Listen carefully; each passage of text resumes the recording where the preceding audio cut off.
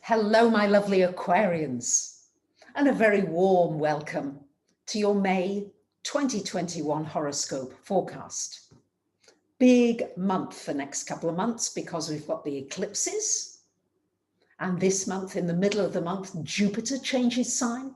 Jupiter ruling abundance, growth, prosperity, wealth, wisdom. And added to that, we've got Mercury at the very end of the month going retrograde. So how is all this likely to play out for you, lovely Aquarians? Well, on the 4th of the month, we've got Mercury going into your 5th house. And on the 9th of the month, Venus goes there.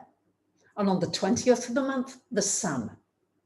So the 5th house is a really big focus this month. And the 5th house, lovely Aquarians, is the house of children, is the house of play, is the house of entertainment, of creativity, of entrepreneurship.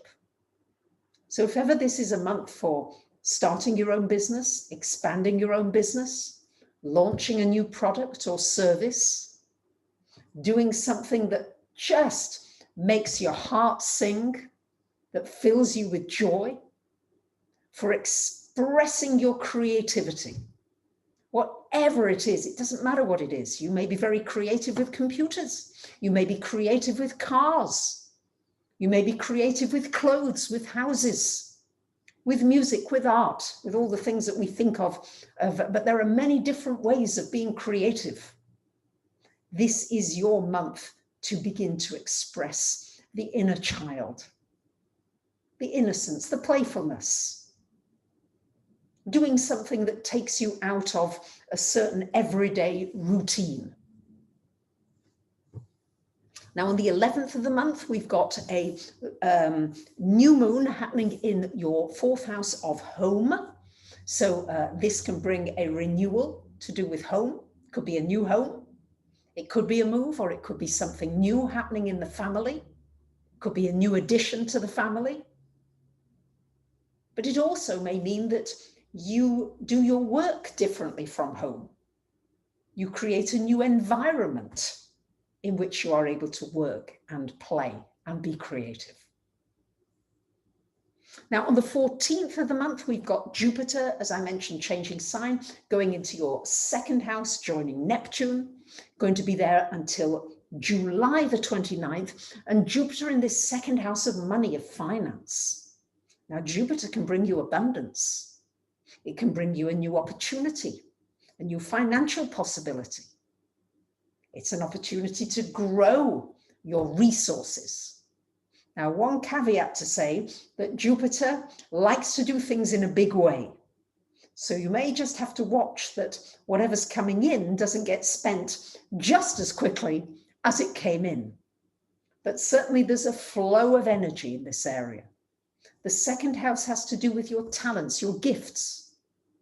It's time to explore them further, to go into the things that maybe you enjoyed when you were little, and to pull them out again, to pull out that diary, to pull out the paints, the musical instrument,